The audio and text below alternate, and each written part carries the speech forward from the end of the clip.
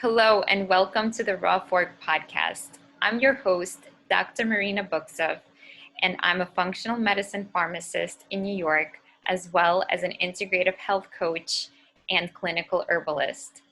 I'm pleased to go into season 3 of this podcast and continue to bring on other holistic minded pharmacists, as well as healthcare professionals to the show. I'm constantly inspired by my guests and their stories and love sharing their points of view with you all. Hi, and welcome to another episode of the Raw Fork podcast. I have with me today the esteemed pharmacist, Dr. Louisa Wolowiecki. Did I say that correctly? Wolowiecki, yes, that's exactly right. She's a functional medicine pharmacist and a healthy aging educator. So welcome to the show, Dr. Louisa. Why, thank you very much for inviting me. So just to start the show off, why don't you tell us a little bit about your background, maybe where you grew up and trained, and how you became a pharmacist? Okay. I grew up in Ohio, in Canton, Ohio. It's kind of a smaller town. Grew up very much the Midwest, I guess, very much in the middle. Very traditional upbringing. The thing that was a little bit unusual was that my parents are both Italian immigrants. So I kind of brought that into a very different kind of environment then than it is now. I grew up in the 1960s and 70s, and I was always interested in science. And at that time, it was one of those things to just even encourage my parents to send a young lady off to college, because that just wasn't something that you did in Italy back then. You know, young ladies pretty much stayed with their parents until they married. And so I remember it was just kind of even a struggle just getting off to college, which I'm really happy that I did. I made the decision to go to Ohio Northern University. At the time, it offered the best, program for what my needs were. I was looking to get into pharmacy because I really enjoyed science, and I really enjoyed helping others. Even when I was younger.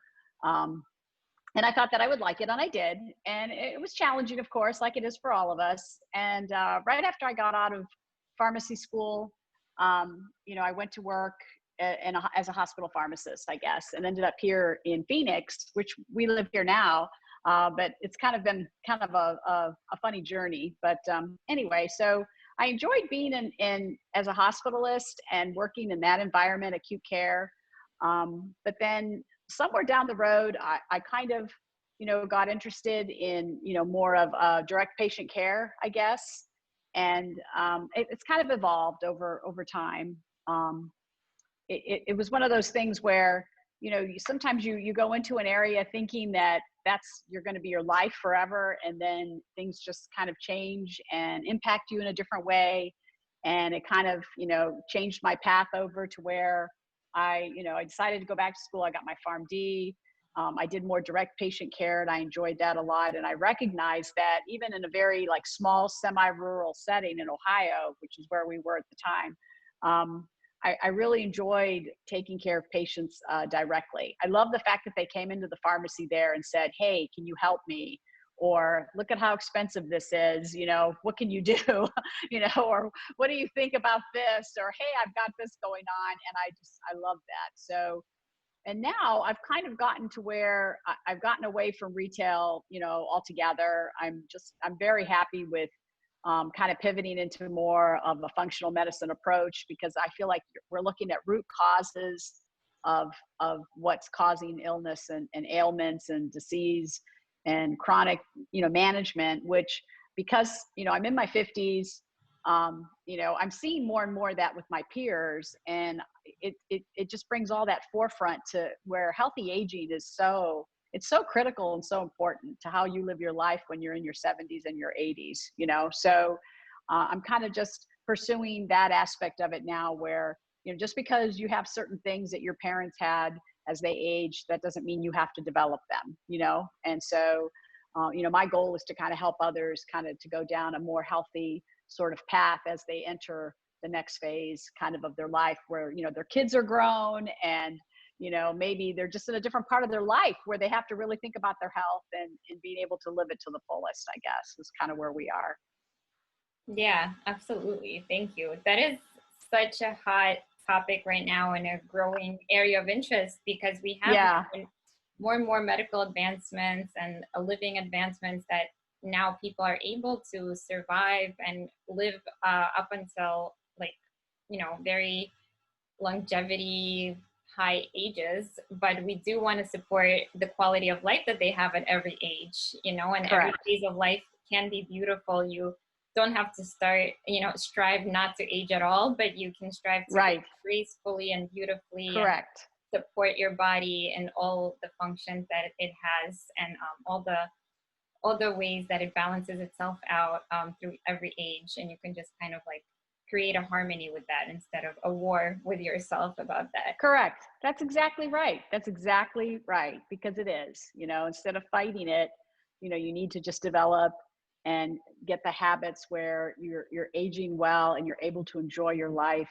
and do the things that you truly enjoy as you're in this other stage of your life. Yeah, I absolutely think that the goal of health and wellness and medicine is to support the way we feel at every age. So it's not like to strive for a certain beautiful, perfect age, but it's to strive for a healthiness and wellness and happiness at every stage of your life and meet yourself where you are. Yeah, totally Yeah. agree. So tell us a little bit about, I mean, I know you were interested in health and wellness and loved patients and interactions and stuff like that.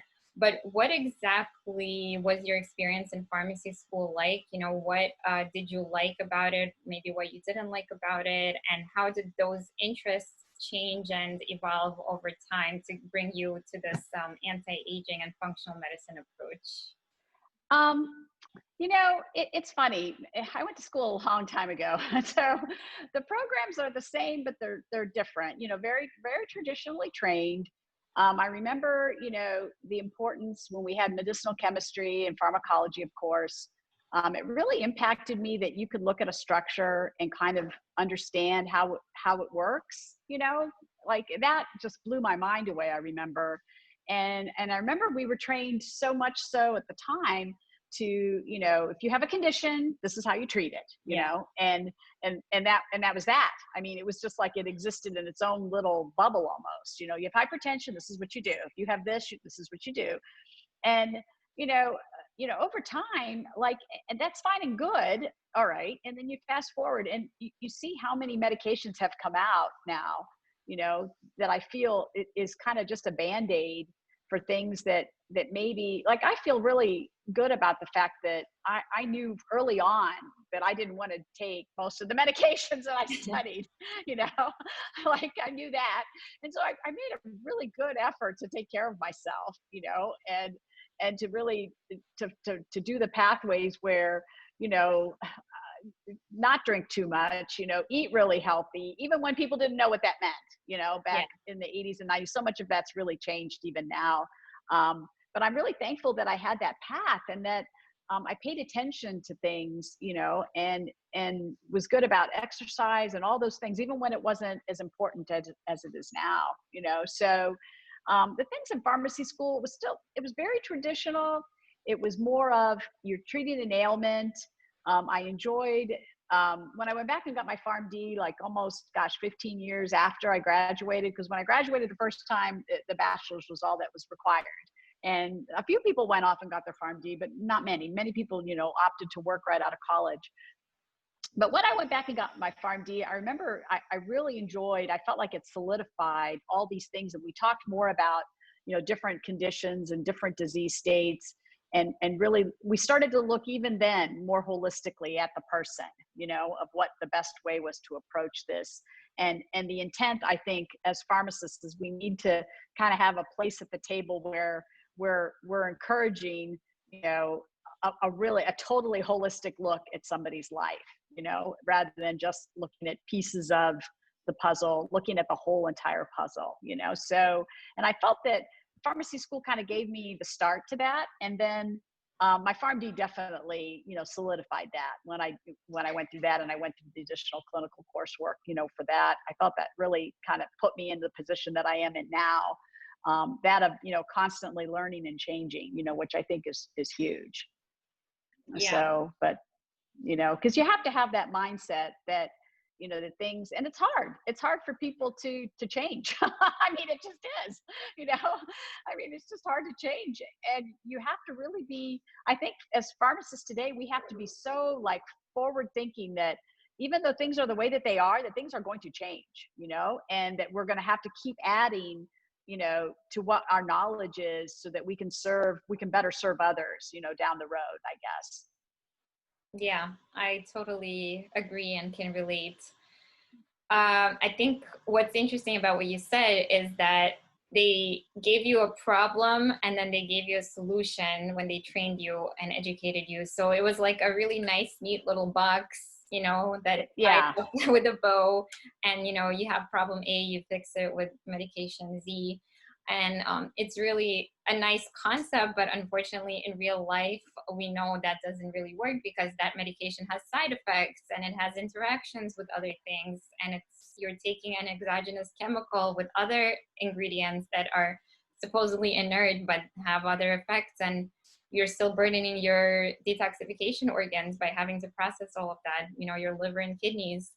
So as pharmacists, I absolutely agree that we're kind of in this prime seat of getting the education, and knowing everything about a drug is actually making a lot of us get turned off about using that. Oh, completely. Probably more so than it should, because medications are useful. They are, and you need, and it's not like I'm anti-medicine. I'm not. I'm more preventative. I strongly feel that so many little things you can do, and it doesn't start. You don't start this stuff when you're 50. These things have to kind of get into your lifestyle when you're in your 30s and 40s.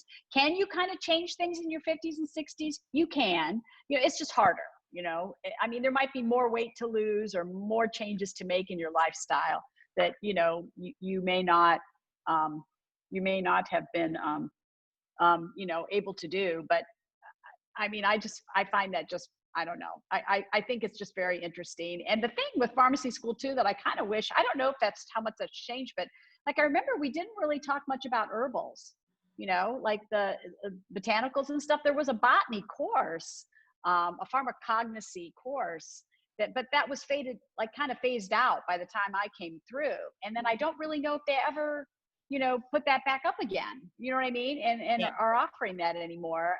And I think that that's really critical, because I really feel like those things, even though they're herbs and foods, they play such a huge role in overall wellness now, that I feel like we need to be trained better in that as well, and that's why when this functional medicine opportunity came up and I started learning, about that, I just like gravitated towards it.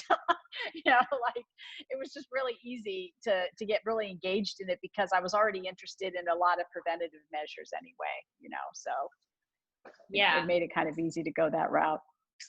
Functional medicine is definitely like the new kid on the block. It's reforming a lot of things and making noise and re-educating, which is wonderful. And, getting to the root cause, like you were mentioning, and being more preventative.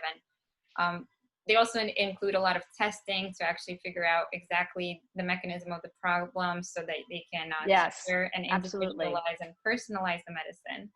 Correct. Yes. Yeah. And also I wanted to mention about the botanical courses. So in my pharmacy school, I remember my medicinal chemistry teachers, especially those that were interested in alternative modalities, they would always talk about which plants the medications were inspired by, or some medications still are derived from plants, like the ergoloid alkaloids, but most of them are just synthetic copies of like what deemed to be the active ingredient. Correct. Yes, that's what we learned too. I remember the same thing, like the digitalis plant and things like that, like, you knew that they came from plants, but they just didn't manufacture them anymore like that, so, and I wish that was brought back in, I really do. I really do now. I think I'm surprised it isn't, honestly, that more of that isn't in it, just a course, or, just to kind of to tie that all in together a little bit better, I guess. I would like to see that.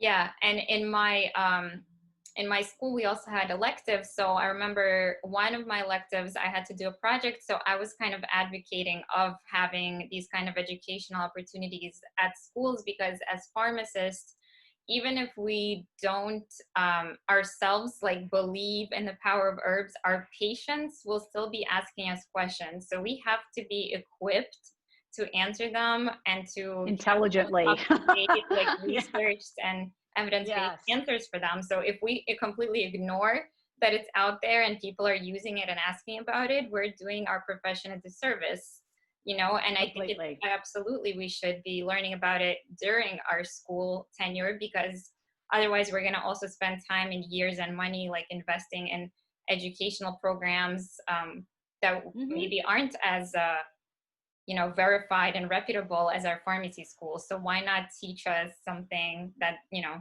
is correct and balanced, and make us the experts of all kinds of medication, not just pharmaceuticals. Yeah, I agree. I totally agree with that. And, and that's really grown too over the years. Because I remember when I first worked in retail, years ago, in the hospital setting, it's completely different. You really don't deal with those kind of issues other than people coming into the hospital that have been taking it. Right. Okay.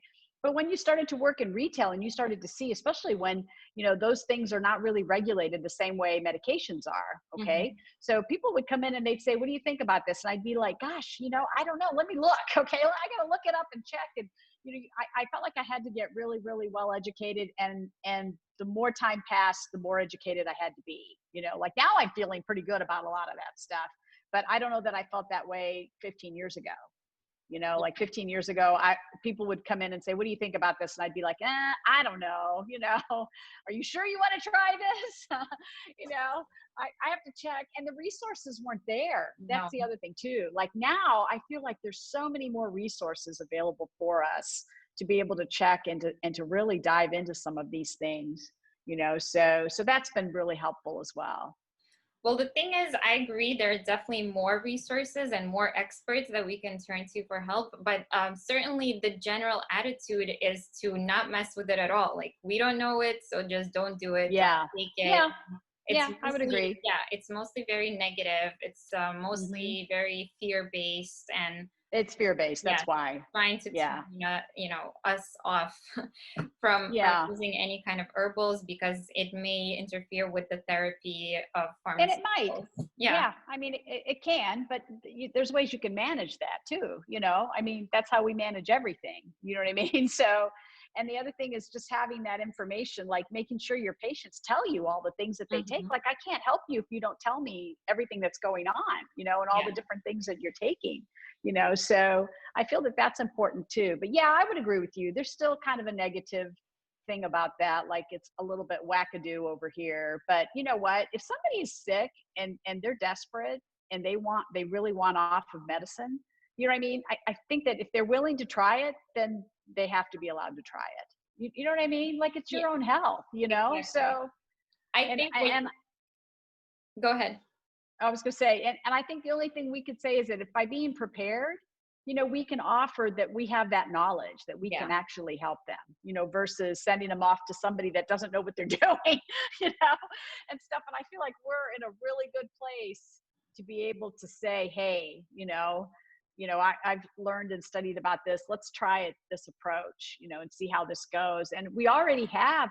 The thing with functional medicine is that so many other practitioners are able to get involved in it, but because we have such a strong knowledge with our medications and our pharmacology, the pieces fit in so easily and so nicely, and I don't feel like that's a struggle at all. It's just figuring out what to look for and what pieces to evaluate. But I feel like our background is so comprehensive that we're like a good fit. And the other thing too is that, over the years too, everybody's been talking about, pharmacists and not having provider status and all Hmm. that other business, and that's just been a big sore spot. Yeah. And, and I think that had we had a bigger place at the table, all of us, I don't think that I think that it would have impacted healthcare differently, because I feel that we're not getting to make the decisions that we really should be making at the top of our license.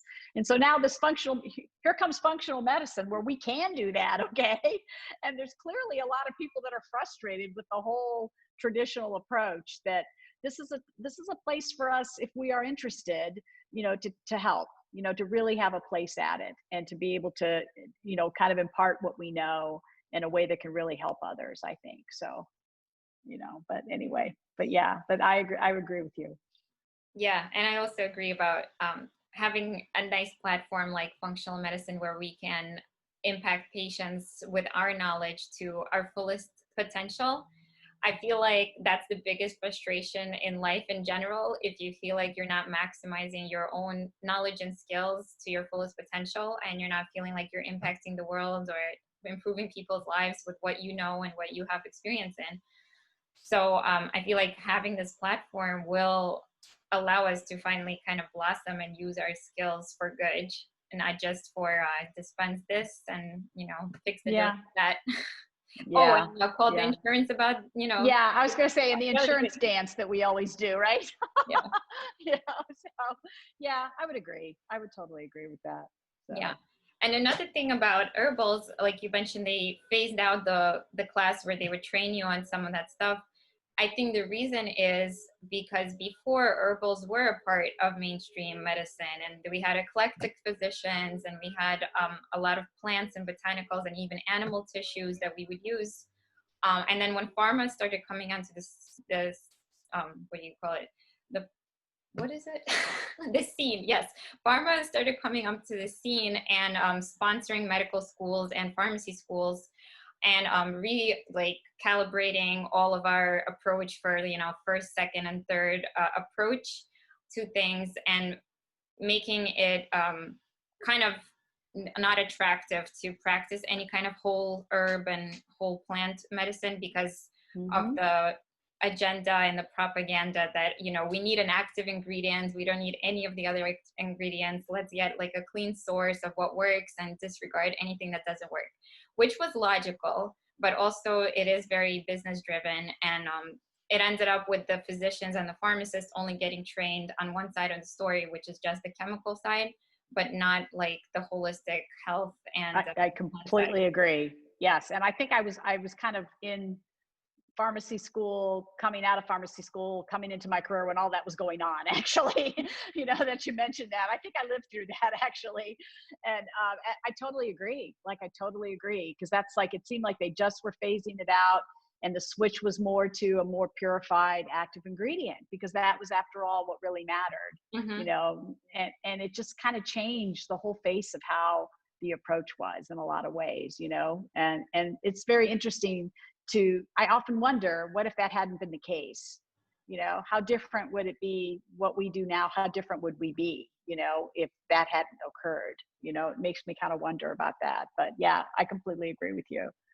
It's true. For me, I always think about these things because I do walk the path of both traditional and non-traditional approaches and trying to combine the two. And so for me, I'm always thinking okay, we're trying to find a purified active ingredient to fix one single dysfunction that we think is going on. So we're kind of assessing our body as a machine that we can just go in and fix that one tiny detail, and it's going to start smoothing itself out. But the thing is, our body is designed to be able to fix itself. It has all these feedback mechanisms to always regulate and bring us back to homeostasis. So when we do start to mess and add in extracts and chemicals, we end up messing with the system, and then we mess up that transmission and the feedback cycle, which is why there's side effects, and then you may develop tolerance to things, and you may develop addictions, and you may have to depend on a medication for a chronic condition that won't cure you, but you'll just have to use that medicine as a Band-Aid and a crutch, and we'll have to keep on increasing doses over time. So I think that's a very big distinction between whole plants and how they work, and extracts and medications and drugs and pharmaceuticals. And I think that's something to consider, because our body is not really designed to exist on, yes, we have narrowed down, there's trace minerals, there's vitamins, there's macronutrients, there's micronutrients, and there's antioxidants and this and this and that our body needs, right? But the thing is, we are part of nature, and nature is providing all of those things in the plants all around us. Yeah, so I would agree. You know that we have to breathe in order to live. We need oxygen from the air, right? and we get everything else basically from plants. And our body is designed to digest all the plants and to keep what we need and to detoxify and get rid of what we don't need. So that is like how we're designed, and by something or someone greater than us, I don't know, but that is just how it is. So like when we go in and we start to scientifically analyze everything, it's amazing, and we have achieved so much, amazing feats, acute care and emergency situations and surgeries and all these things. Yes, that's all wonderful.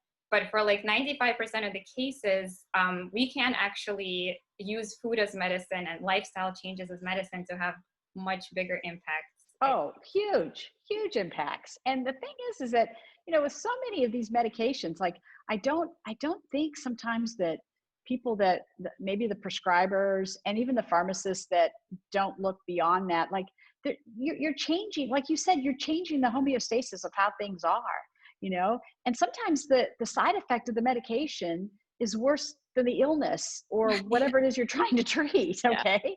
Or it causes these horrid side effects that you're thinking, oh my God. And I remember one doctor and I having a discussion about a medication. I can't remember which one it was, but I said to him, I said, straight up, I said, okay, would you take this? And he said, no. I said, okay, all righty then. So like, I mean, it's like, I don't know. I don't know where it got to that. I don't know where it got to that point. It just evolved. It evolved, and it just continued to go down that path. And it's not working. You know, it'd be one thing if it were working. It's not. And you know, and it's going to take some doing to change all of this, I think. But I feel that all of us that are involved in this approach, you know, is either functional medicine or whatever it is, where you're approaching things in a much more, you know, preventative, holistic, healthy aging, you know, your body will heal itself if it's given the right nutrition and the right, you know, environment. That approach, I think, little by little, it has to be pervasive throughout. You know what I mean?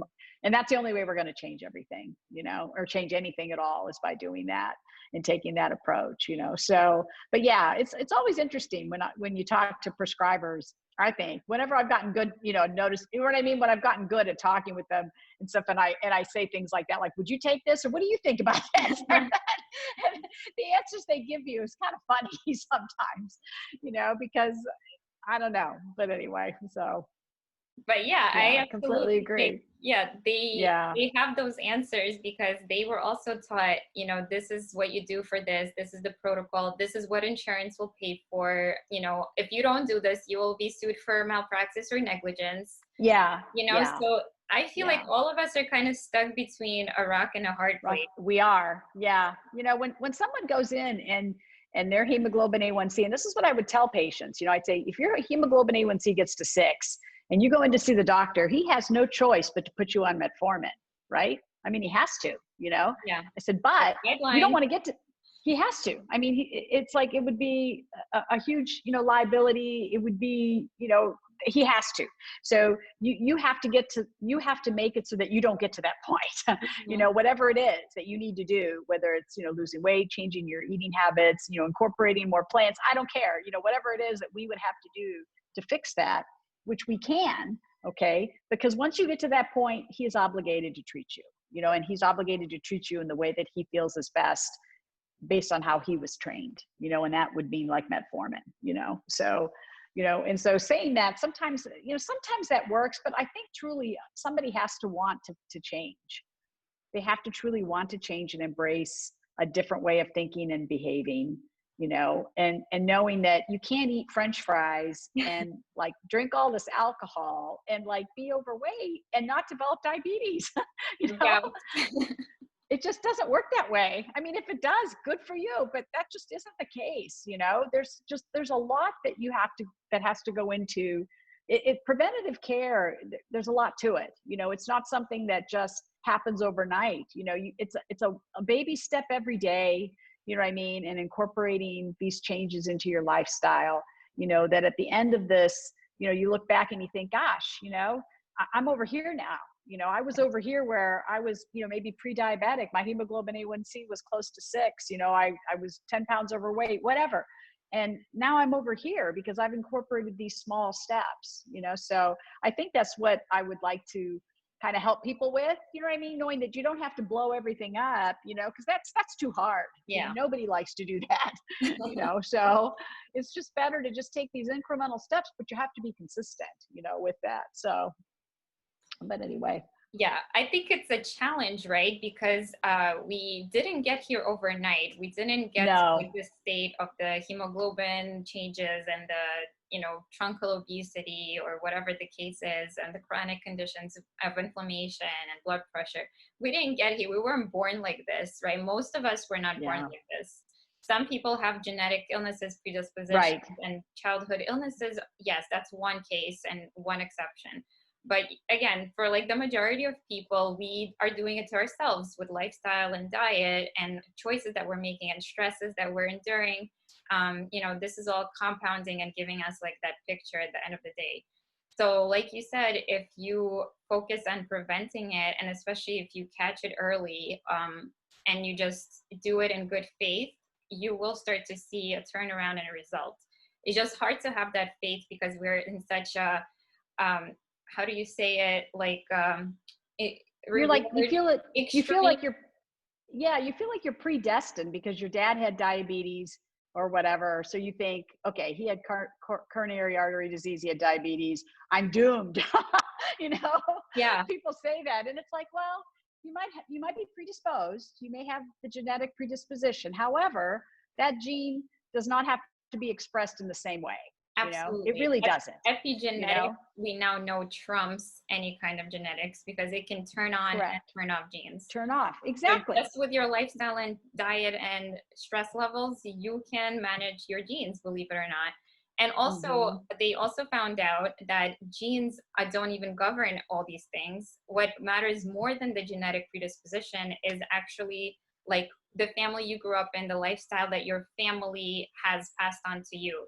So for example, if your family has always eaten a certain way or done certain things or had a big social interactions or no social interactions, all of that is kind of learned behavior that you end up doing yourself and your family. So it's actually the learned behavior that you're repeating rather than the genetic information that's being. I'm sorry, my crazy dog started to bark here. Your So dog, I apologize. I hear him. It's okay. Hey, get it out. Good boy.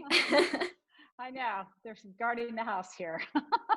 Yeah, so basically, we have research documenting this, but what I was going to say earlier is that because we live in a society of instant gratification, we think like, okay, let me take a pill and it's going to go away because we want the instant results. We don't want to wait around and see if our preventative approaches are working, if our diet is making a difference. Why didn't we lose 5 pounds overnight? We're wondering. And like I said, because it is a slow process to get here, so you have to expect that it's going to be a slow process to fix it. But repeating the steps and making little shifts, like you were saying, and making the shifts so that they're actually sustainable and not just like a crazy diet that you can't sustain for 5 days. That never works. Yeah, I totally agree. Yeah, whatever you do, it has to be a sustainable thing. And I'm not talking about going on vacation, you know what I mean, for a week or whatever, like not that, but just your day-to-day life and your choices, with the amount of activity that you do, your stress level, how well you sleep, the types of meals that you have, that you prepare, just your regular everyday activities, and what you decide to incorporate in them and how you choose to live your life, based on stress and sometimes stress, like for healthcare people, we're like the worst ones. We go to work, we work these 12-hour days or whatever, and we don't get a break, and we're running around like, with our hair on fire, and it's like stress all day long, so we're like the worst ones. We're hypocrites. It's like, it's bad because like how are we going to teach other people how to be healthy when it's hard for us to even show it, with that kind of a lifestyle. And so I feel that has to totally change, and stuff. But, the thing that I feel that, I think that just, you don't know, when you start out, you make these choices and you have to think about it in terms of it being just a complete lifestyle like modification, instead of thinking, like you said, it just being a diet or short term, because it's either you make these changes and you implement these things in your life, like maybe in your 30s or 40s or whatever. And then when you're in your 60s, maybe you're not on medication for blood pressure or diabetes, maybe you're not on some of these other things that, people are having to deal with. Maybe you don't have a stroke, God forbid, you know what I mean? The way people have, like I'm seeing more and more of my peers, people that are closer in my age that have had strokes, they have, diabetes, they have coronary artery disease, they have hypertension. And that just completely freaks me out. Okay.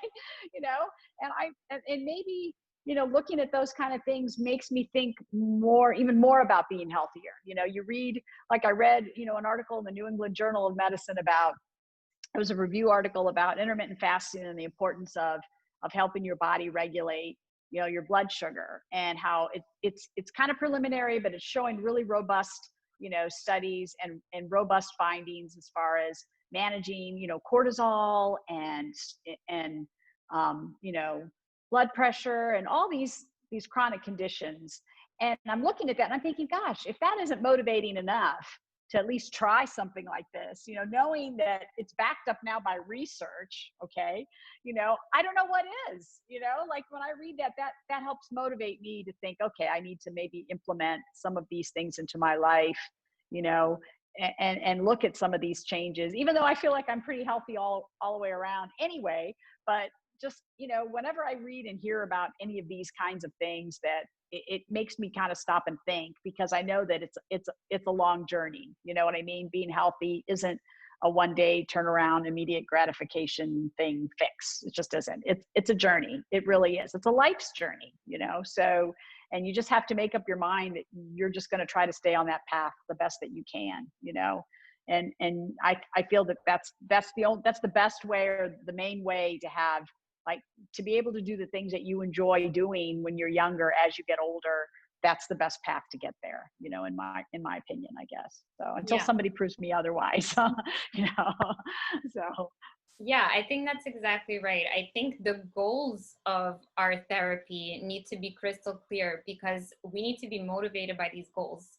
So if the goal is like, I want to play with my grandkids and I want to feel good, and I want to feel like I have a lot of energy at any age, and I want to age gracefully, and I want to, just feel beautiful, or whatever the case is, those goals are motivating, versus like, I want to not have to take my cholesterol medications. Like, I want to prevent this and that. Like, those are kind of negative connotations. And so that's not very motivating when you're trying to like prevent bad things from happening. You're still kind of thinking about the bad stuff, and you want to kind of avoid and be ignorant. But if you're thinking about calling in new good stuff and good habits, that might be way more rewarding and motivational. Yeah, absolutely. I totally agree. Yeah. I mean, it has to be on a positive way.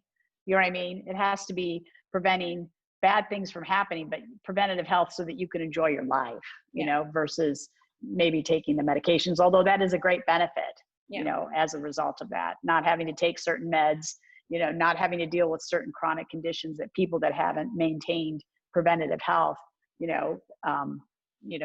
don't have that, so. And it is difficult, like you were mentioning, to have this proof in the numbers and to measure outcomes and to see how far you've come and what kind of outcomes you have prevented by having these kind of lifestyle approaches. But when you look at other peers, like you were saying, in your age group, then you may see like trends, and that may be eye-opening and show you that it's frightening. Yeah, that will it can be like where people are at, and what level they're on, and show you what might have been had you not done these things. So, and it's not easy, I think, also to practice preventative medicine, because you feel like a fish out of water. If our society is not advocating for these things and not educating us, it's very difficult to get into the habit of educating yourself and motivating yourself when other people around you are not supportive and not behaving in similar fashions. It is. I would agree. I totally agree with that. It's better though. it's better. I feel like it's shifting, you know. Yeah, it is. And it's shifting. Like I see it with other professions, like with chiropractors, you know, like I love my chiropractor. Okay. Like, and like, but when I was in school back in the 80s, you know, over 30 years ago, the chiropractors weren't thought the same way that they are now, you know, neither, or massage therapists or any of these types of healers, of providers were just looked at very differently than they are now, you know? So I feel like over time, things are shifting. I do. It's just not fast enough, you know, maybe for us as pharmacists, we don't feel like that. I feel like it's shifting, but we need to get in on this is what I think. You know, I think pharmacists we need to elbow our way in and be part of this because we're here and we know what to do and we know how to help you. We do. Yeah. You know, so somebody just needs to listen to us. And I think that, you know, with functional medicine and taking that approach, it kind of levels the field a little bit, kind of opens it up because, you know, I have people in my functional medicine class somebody that's an acupuncturist, you know, nurse practitioners, chiropractors, naturopaths. That's the other thing too, like a naturopath. People are like, what kind of doctor is that? You know, like, you know, like, yeah, it's like that's changed. I know that's really changed over the years. I mean, but like, you know, 15, 20 years ago, that was kind of where people weren't so sure what that even meant, you know?